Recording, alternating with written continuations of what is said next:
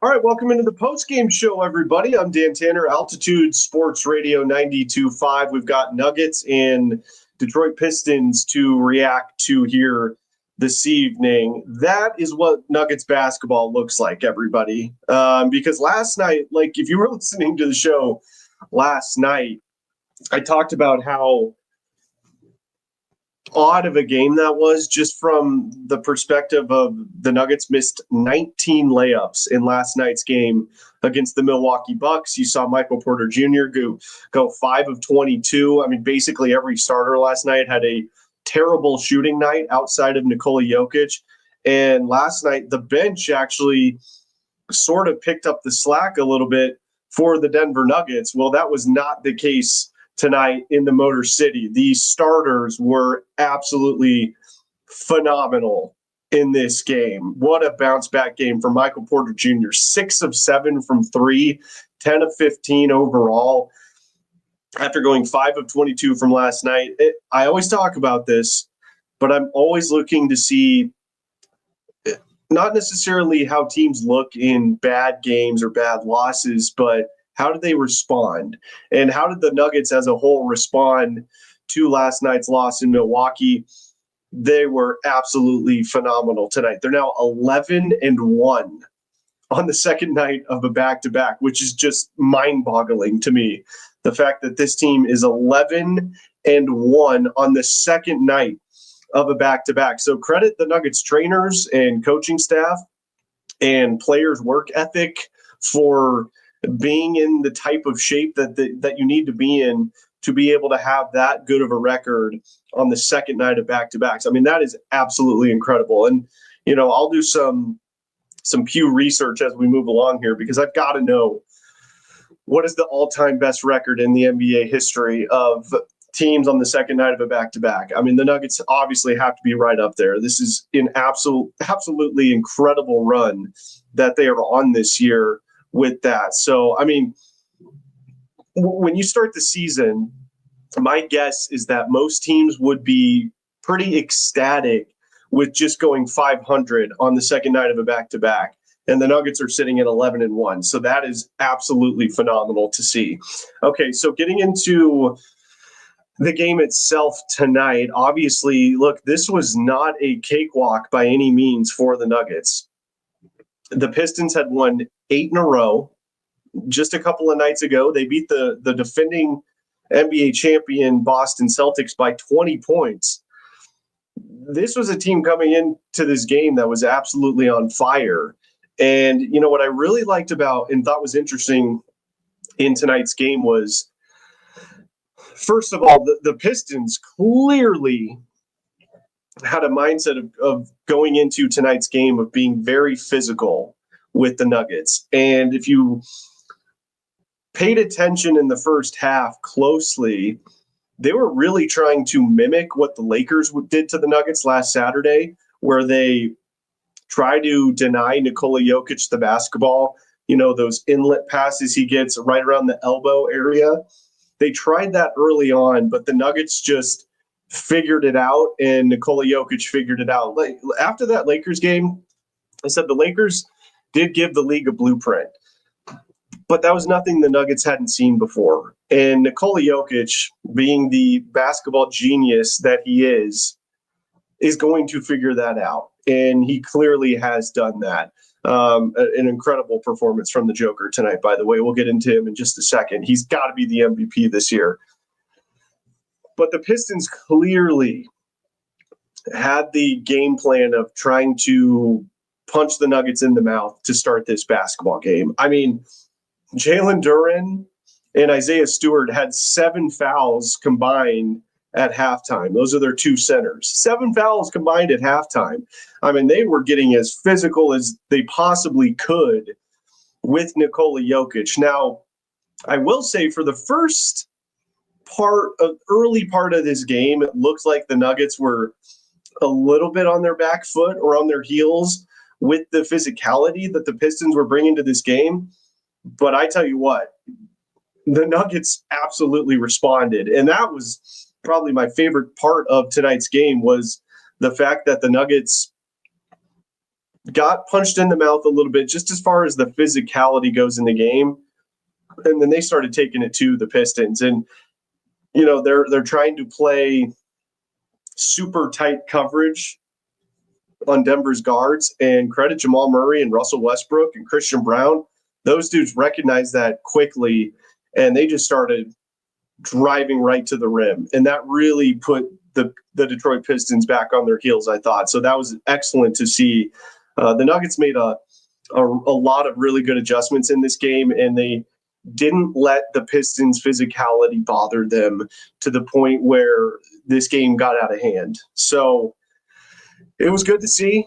I wouldn't say the Nuggets are like the most physical team by any means in the NBA, but they can do that when they need to, and they're going to have to do that in the playoffs. So it is good to see that when teams really try to get physical with this basketball team, they're able to overcome that and really thrive, I thought, tonight in that kind of a game. So that was excellent to see.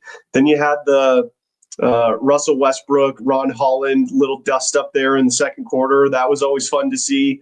It's always interesting seeing a veteran like Russell Westbrook, who's 37 years old, been in the league forever. And then you've got this kid, this 19-year-old kid, Ronald Holland II, who was the 5th overall pick in the draft, trying to, I don't know what he was trying to do exactly to Russell Westbrook, but like that'll be a learning moment for that young man, because you could tell he was trying to get under Russ's skin a little bit in that moment. And the funniest part of that whole incident, first of all, great job by DJ stepping in right away when Holland was standing over Westbrook. I mean, and if he didn't stand in there, that probably would have gotten ugly, because Russ just was seeing red, I'm sure, at that point. But he gets up, DJ separates him. Russ sort of stands up and flexes for a second. And then the best part, all the players come out. You've got coaches out there. Russ just takes the ball and dribbles to the other end of the court and throws a dunk down, like while all of the scrum is going on. I thought that was hilarious. But it really was, I thought, a savvy move by Russell Westbrook. Like, hey, man, just get out of there. Like, cool off for a second. Go down to the other side of the court where nobody is. Go ahead and dunk your frustration out of that basketball.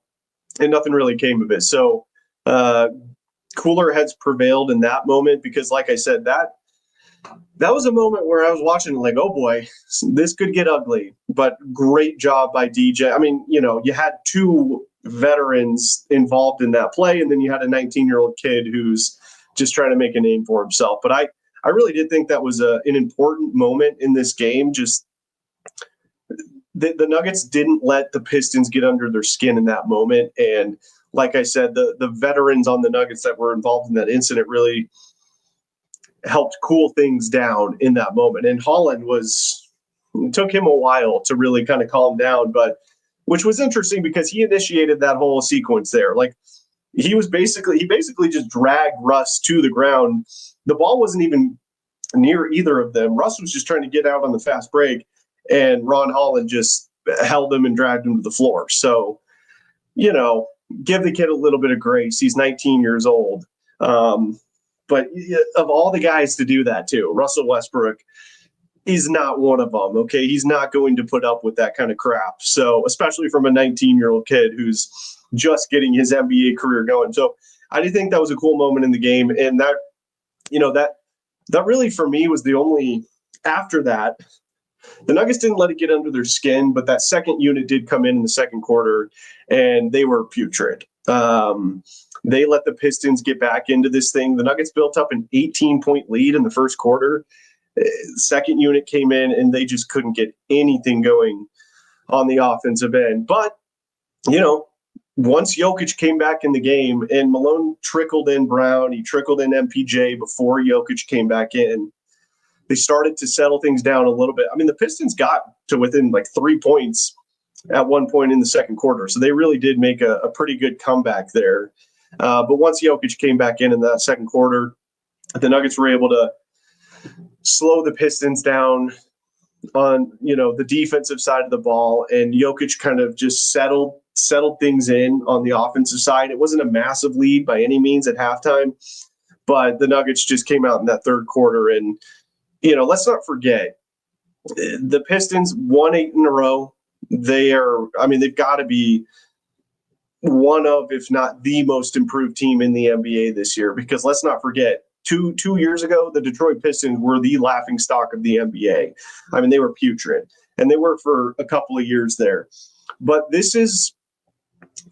they're still a very young basketball team. And by the way,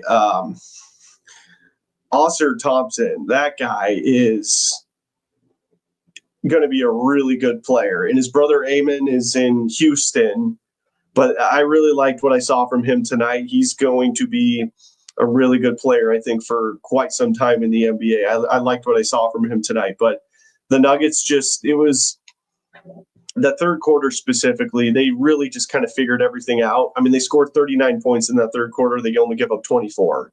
So they really figured things out on both sides of the ball in that third quarter, which was great to see. Jamal Murray also had a really good bounce back game tonight.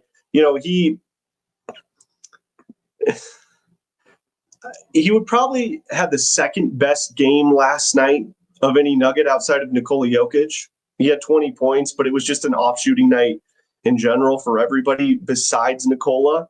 But tonight, seeing the team respond to the physicality that the Pistons tried to throw at him early, and the fact that they rebounded extremely nicely shooting the basketball. They were very efficient from the field. The three-pointer was much more effective, much more efficient in tonight's basketball game. That was good to see that, they didn't let last night's horrendous shooting performance bleed into tonight and affect tonight's performance. So that was just an excellent sign to see. They shot 17 of 31 from beyond the arc tonight. 55%. I believe they were around 25% last night. So that was absolutely fantastic to see. Like I said, Jamal, excellent game. He wasn't super efficient from the field overall, 10 of 22. It's not horrible, but I'd like to see a little bit more efficiency there from Jamal, but 5 of 9 from 3 and 6 of 7 from the free throw line. So that was excellent to see as well. It was a bit of an odd start to the game for Nikola Jokic, really just sort of an odd first half. He only made one field goal in the first half. He was just 1 of 5 from the field, only took 5 shots, but he was able to get to the free throw line 8 times or make 8 free throw attempts. So he had 10 points at halftime. He damn near had a triple double at halftime. That's how effective he was tonight. He finishes tonight's game with 23 points, 15 assists, 17 rebounds. So Nikola looks like, today's the last day of February. It looks like Nikola Jokic is well on his way to another Western Conference Player of the Month with the numbers he put up this February. If he gets this February Player of the Month in the Western Conference, it's going to be damn near impossible for Shai Gilgeous-Alexander or any other player in the Western Conference to overtake the throne for this year's MVP, because Joker has been lights out this year. I always talk about, if you're just looking at the analytics and looking at Nikola Jokic's numbers this year, this is by far the best season he's ever had. So he's already won 3 MVPs, yet he's having far and away the best statistical season of his life. And if you look at the analytics and the statistics, he's having the best season in NBA history. He's got the number 1 PER of all time this year, player efficiency rating, which is sort of all of the analytics kind of combined into one metric. So if you're looking at it from that perspective, the only reason that Joker will not be named MVP this year is from voter fatigue. And if that is the case, then shame on the voters, because that shouldn't factor into it at all. The mindset of who should be MVP needs to reset, wipe the slate clean at the beginning of each new season. There shouldn't be such thing as voter MVP or voter fatigue for the MVP award. So look, I get it. This is a Nugget station, a Nugget show. we're in the Mile High City and this is our team. But truly looking at this objectively, I think Nikola Jokic deserves the MVP far and away so far this year. Now, there's still, 20 plus games to go in the season, but let's be honest. Does anybody listening think that Nikola Jokic is going to slow down at any point this season? I don't. Why would he? And he's currently averaging a triple-double on the year as a center. Nobody's ever done that before. So I think it's just clear and obvious at this point in the season that, at least for now, Nikola Jokic is your runaway MVP. All right, before we get into the Celtics game coming up on Sunday morning, that's an 11 o'clock Mountain Time start. Let's get to some of your comments here on the Nuggets victory over the Detroit Pistons tonight. As always, you feel free to leave comments in here. Marion Lou, thank goodness for the W. Yeah, that was just one of those wins where, like, last night was so odd and so uncharacteristic of this Nuggets team that tonight's performance, even if they lost this game but played similar, I would have felt better. Now, clearly getting a blowout victory is much sweeter.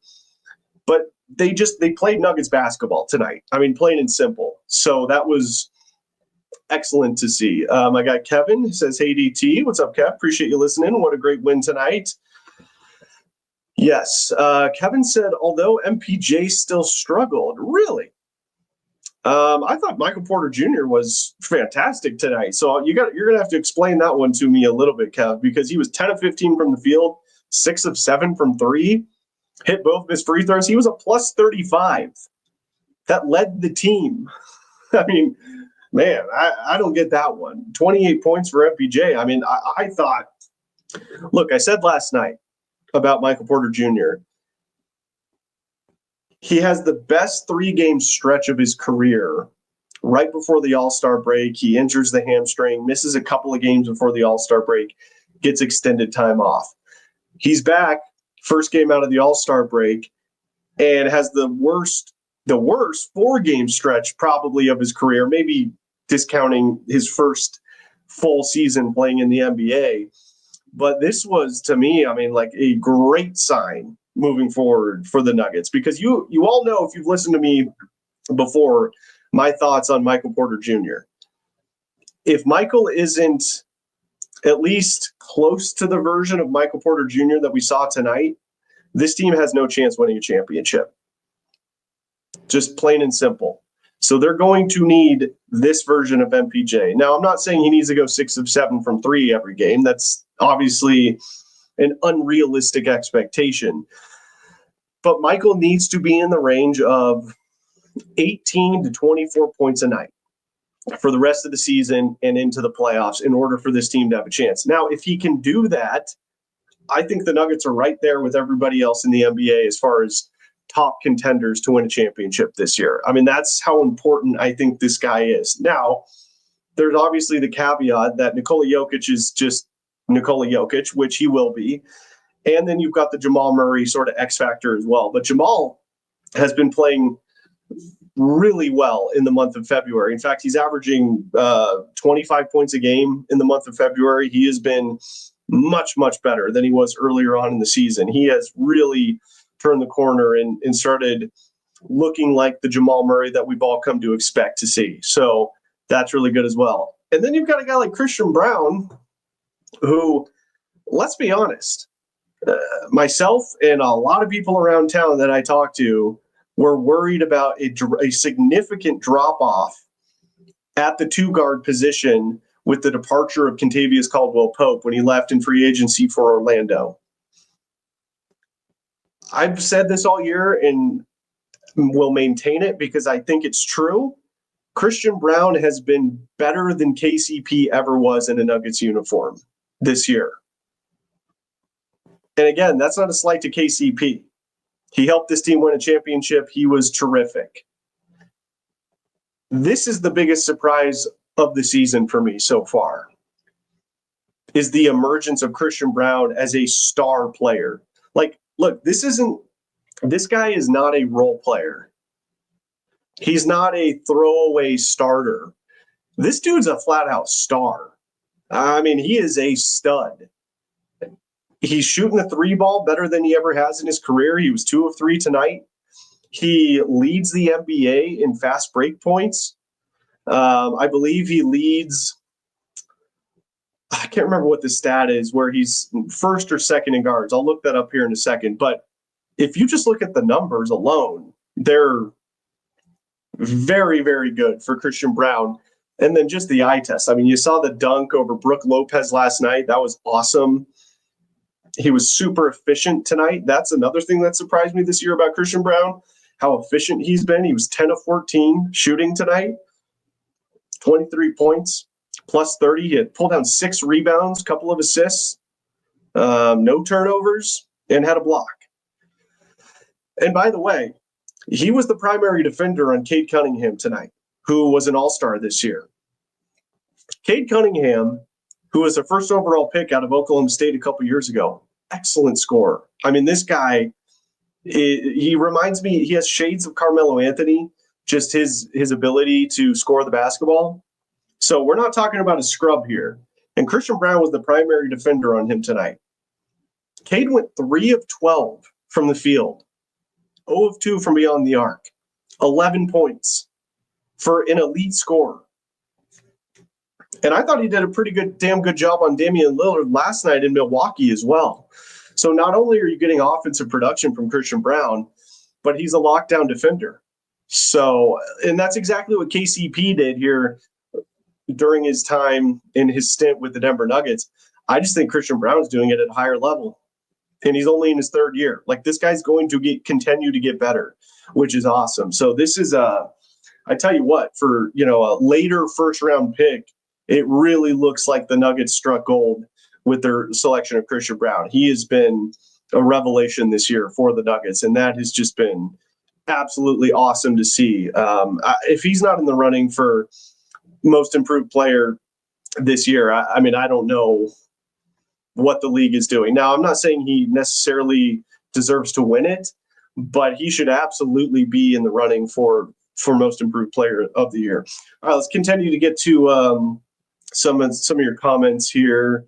Mr. Punch Rock Groin says, good to see MPJ with some better stats. Yeah, Michael was significantly better tonight. I mean, it's not even close. Russ sure brought the fire tonight, DT. Yeah, absolutely.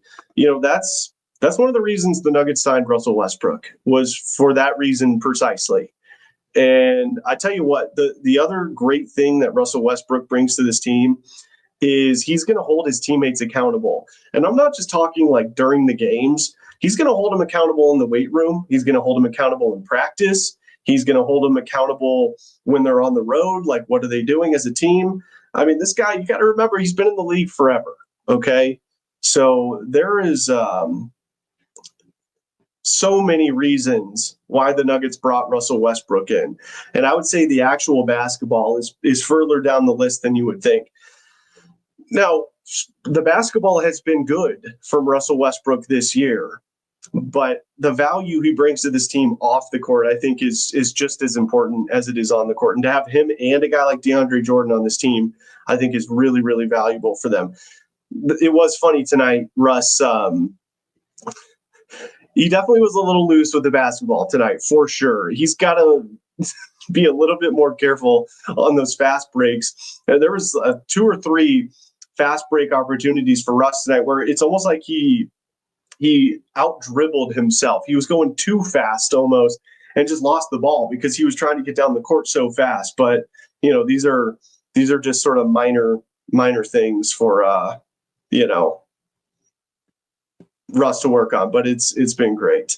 Let's see here. Yeah, Marion Lou says that's the MPJ we need. Yes.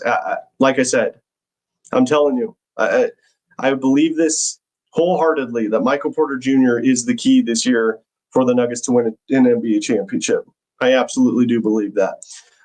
Let's see here. Fishing for cards. The Nuggets are better without AG. Yeah, I haven't even gotten to Aaron Gordon, obviously not playing tonight.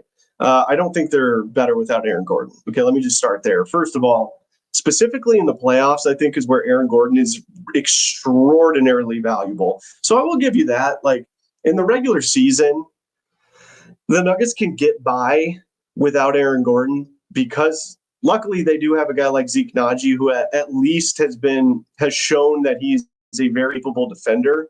But in the playoffs, where Aaron Gordon is so valuable, is being able to guard guys like LeBron James or Kevin Durant, or go out on the perimeter and guard Steph Curry if he needs to. Like the Swiss Army knife, specifically on the defensive end for Aaron Gordon, is where I think his value is really the highest in the playoffs for this team. I mean, look, go back to their championship year a couple years ago. Aaron Gordon was statistically, I believe, the second highest graded defender in the 2023 NBA playoffs. He was everywhere on the defensive end. And like I said, he was guarding Kevin Durant in their series against the Suns. He would guard Anthony Davis and LeBron James in their series against the Lakers. You saw him matched up on Bam Adebayo a lot in the finals, Jimmy Butler. So that's really where I think Aaron Gordon is valuable. And the good news about the injury for Aaron Gordon, it wasn't the calf. Malone did reiterate that before the game. He didn't re-injure his calf issue that he's been dealing with all year. He twisted his ankle in their matchup last night against the Milwaukee Bucks. So, I mean, it's, no injury is ever good, but the fact that it wasn't a re-aggravation of the calf, which has been giving him issues the entire season, I look at that as a positive. All right, let's see. Kevin responded to MPG. To me, MPJ looked like he was struggling because he missed a few 3-pointers, but I agree with you. If MPJ heats up, this team is very dangerous. Well, he only missed one 3-pointer today. He was 6 for 7. So that one I don't quite agree with. I thought Michael was excellent tonight, honestly, and specifically considering how horrendous he was last night shooting the ball. So that was good to see from Michael. I thought he was great. Joker was just classic Nikola Jokic. He got to my 10 free throw marker, which was great. 11 of 12 from the field, or from the free throw line, I should say, which I always say, like, Nikola needs to try to get 10 free throws a game, at least attempts. And I think he can do that. But that was excellent to see tonight. I thought Isaiah Stewart was going to lose it a couple of times. That is a scary dude, okay? 6'8", like 255. We've all seen the video of him like running through the play. It was like a year or two ago where Isaiah Stewart is just going ballistic. I can't even remember who they were playing, but he's a bit of a hothead. And, this Pistons team is young and they are full of testosterone, let's just say, because we're a very heated group in a lot of moments in tonight's game. But the thing that the Pistons need to learn, especially going up against a team like the Denver Nuggets, a seasoned, veteran, battle-tested, playoff championship-level team, the Nuggets weren't going to fall for the game that the Pistons were trying to play tonight. And that was another thing that really impressed me about the Nuggets tonight. Like I said, early on in this game, the Pistons came out and they were like, you know what, we're just going to be ultra physical with these guys and see if they can handle it. Every single time Nikola Jokic tried to get into the painted area, they were bodying him, they were arm checking him, and he just kind of brushed it off. And it's like, yeah, I've been here before.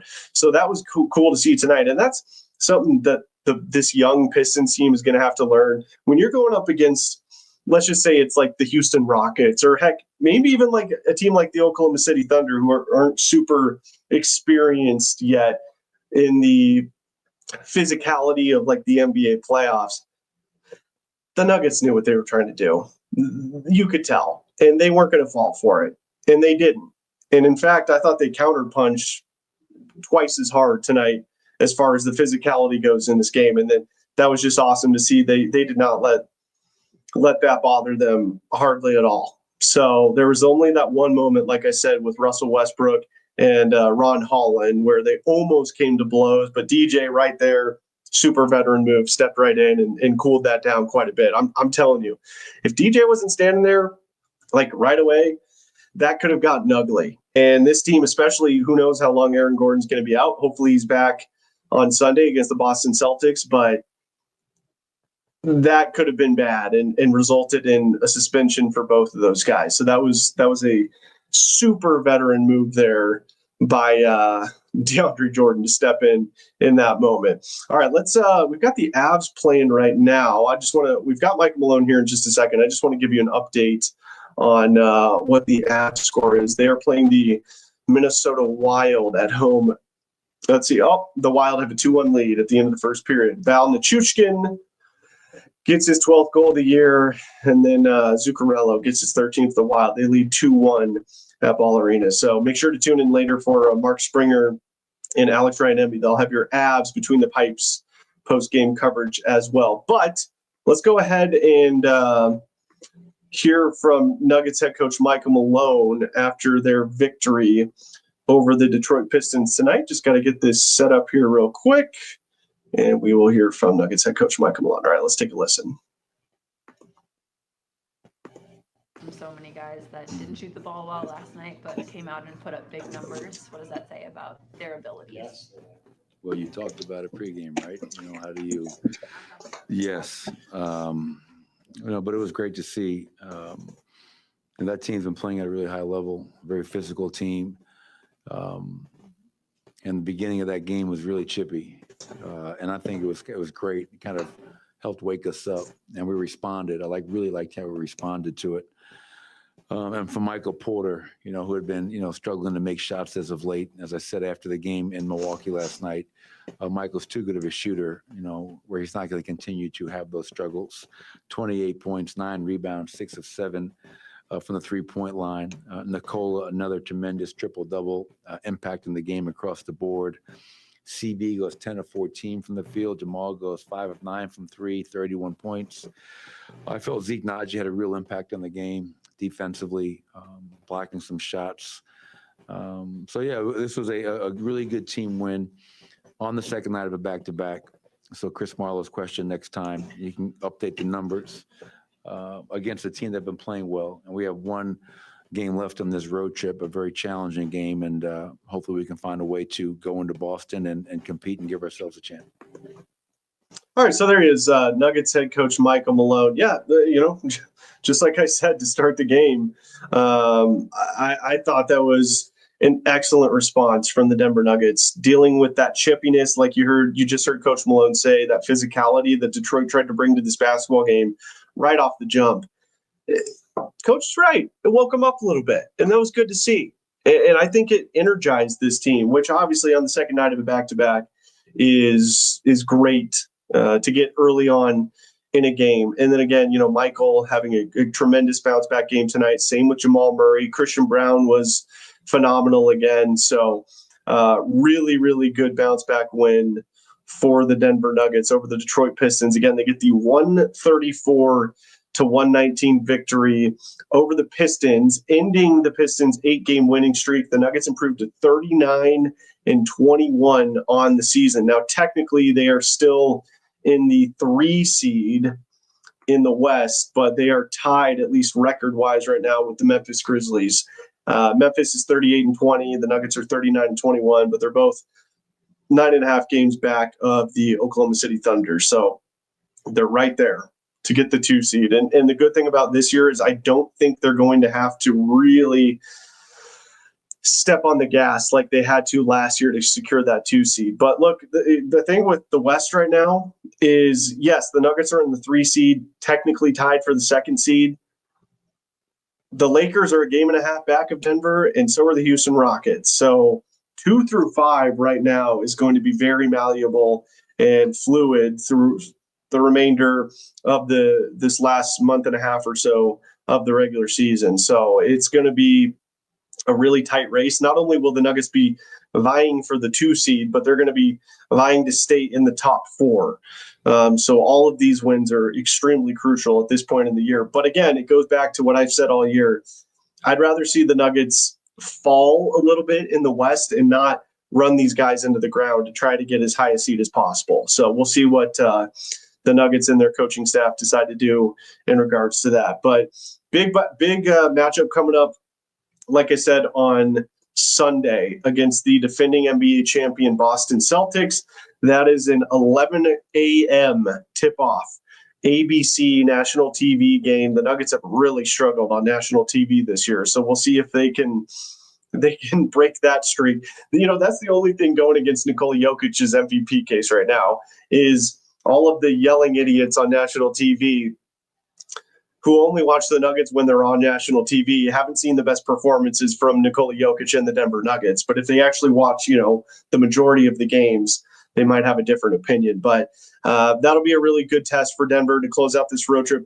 Boy, if this team was able to go 3-1 on this road trip, oh my God. I mean, that's a massive success. So that would be an absolute monster victory for the Denver Nuggets. And I think it would build a lot of momentum for the rest of the regular season if they can go into Boston and beat the defending NBA champions. So who knows? Maybe this is an NBA Finals preview for June coming up here shortly. But that's going to do it for the postgame show tonight. Everybody, as always, really appreciate you tuning in. Nuggets get an excellent win tonight in the Motor City, and we'll see if the Avs can pull one out over the Minnesota Wild. In fact, I'm going to go turn that game on right now. And like I said, Alex Rainemi and Mark Springer will have all of your Avalanche post-game coverage coming up shortly after that game concludes between the Avs and the Minnesota Wild. But Nuggets beat the Pistons tonight. Thank you so much, everybody, for listening to In the Paint right here on Altitude Sports Radio.